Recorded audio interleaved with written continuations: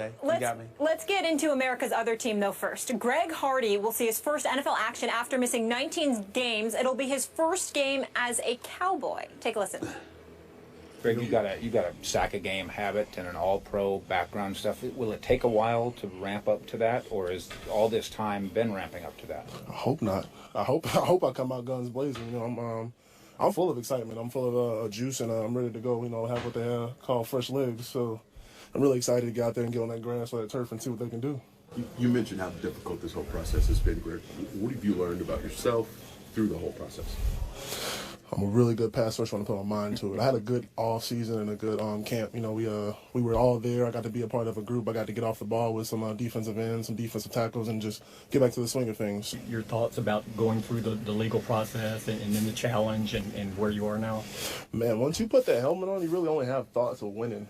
It's a contagious kind of thing. It's a cowboy kind of thing. I feel like when I get around these guys, I feel like it's not really about anything but winning and getting sacks and doing my job, and I'm really good at that. So. Brady's not an easy opponent for your debut game as a Cowboy. How do you view that? Same one I did last time I saw him. Hopefully on the ground. How many times? Did you sack him last time you Ask saw him. him? Come again? Did you sack him last time you saw him? Luckily, he gave me one. So thank God for Tom Brady, you know. On the ground, fresh legs, guns blazing, Skip Bayless. How do you feel about Hardy's comments?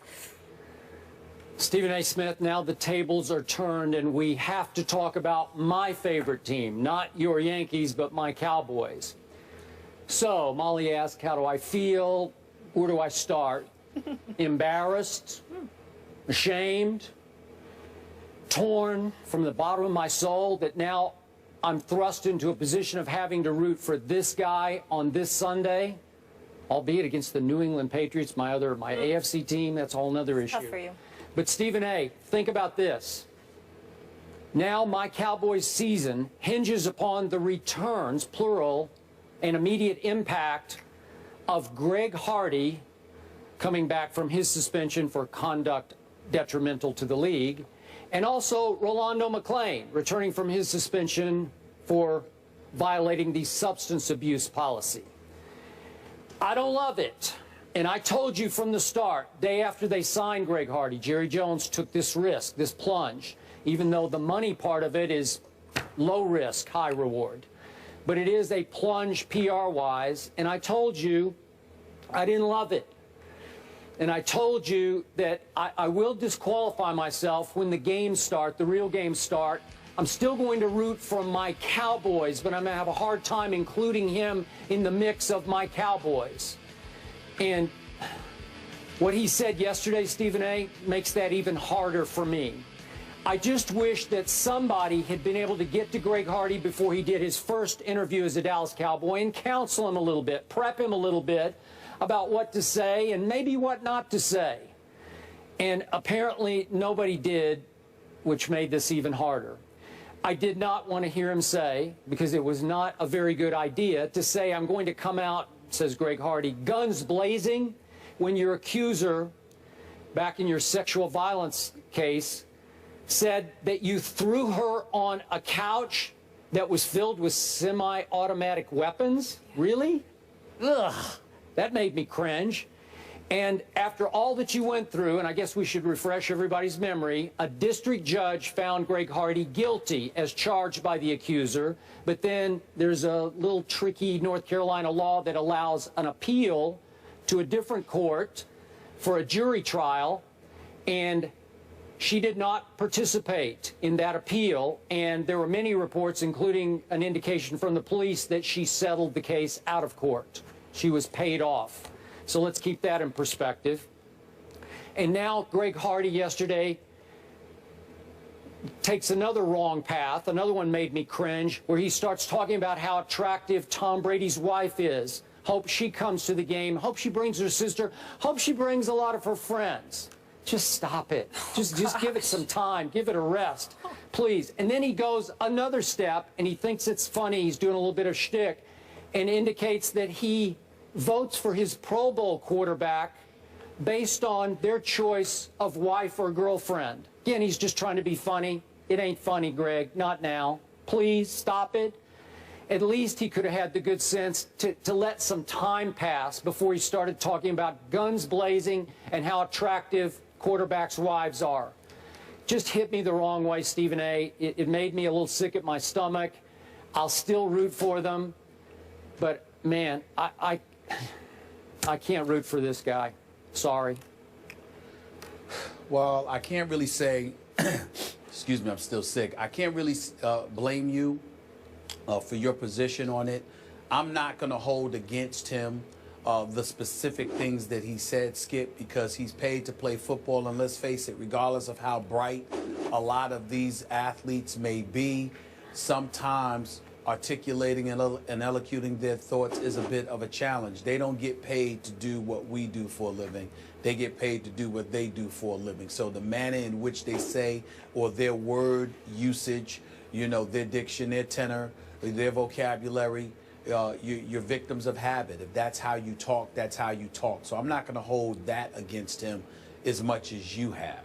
Where I do agree with you is from the macro perspective.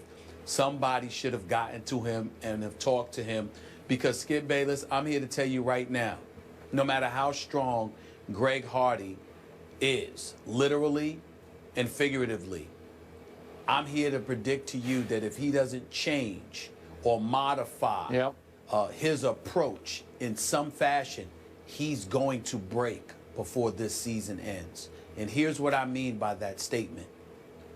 When somebody's asking you a question about what the offseason has been like and what these suspended games have been like for you, you can't sit up there and sidestep by saying, I'm thankful for another day to get sacks, man. Any day I can wake up and rush the quarterback is an awesome day.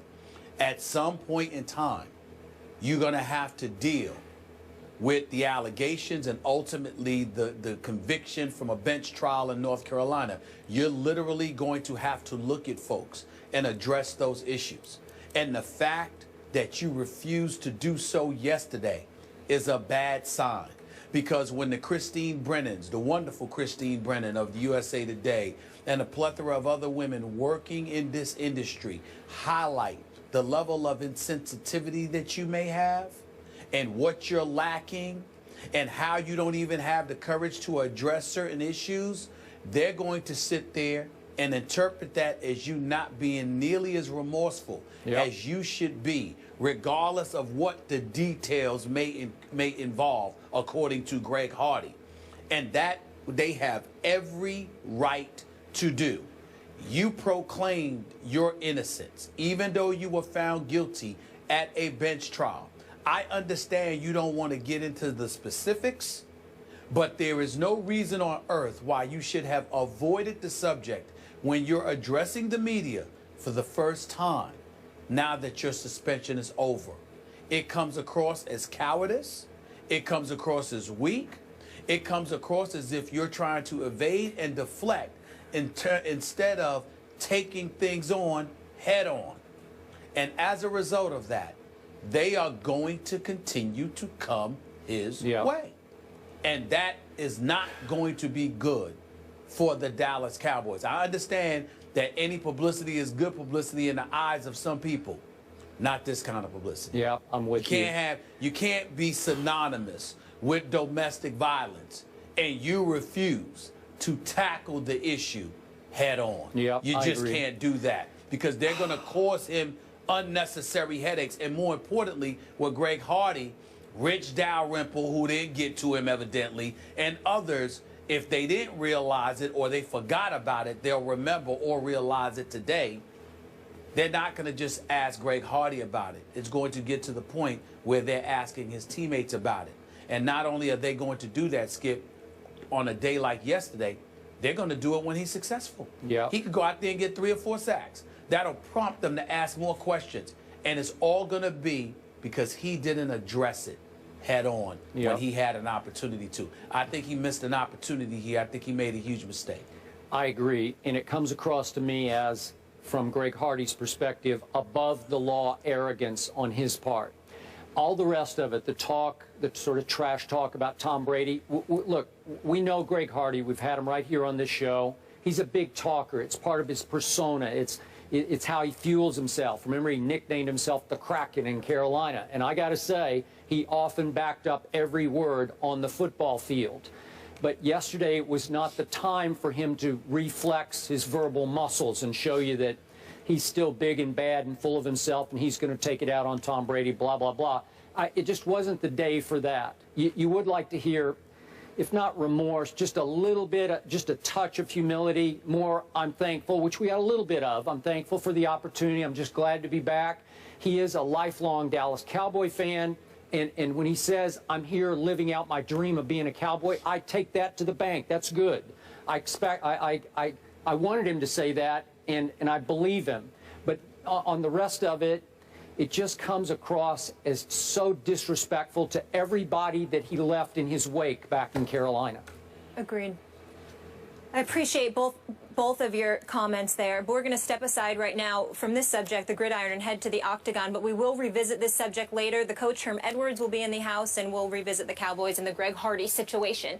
But right now, it's all about the ladies today, too. UFC champions are here. Ronda Rousey and Joanna Jędrzejczyk both are co-headlining UFC 193. We'll get into that and so much more. And welcome into another good hump day on First Take. Lots of good topics heading your way, courtesy of Stephen A. and Skip. Don't miss a beat by checking out our complete rundown, which you can find on Instagram.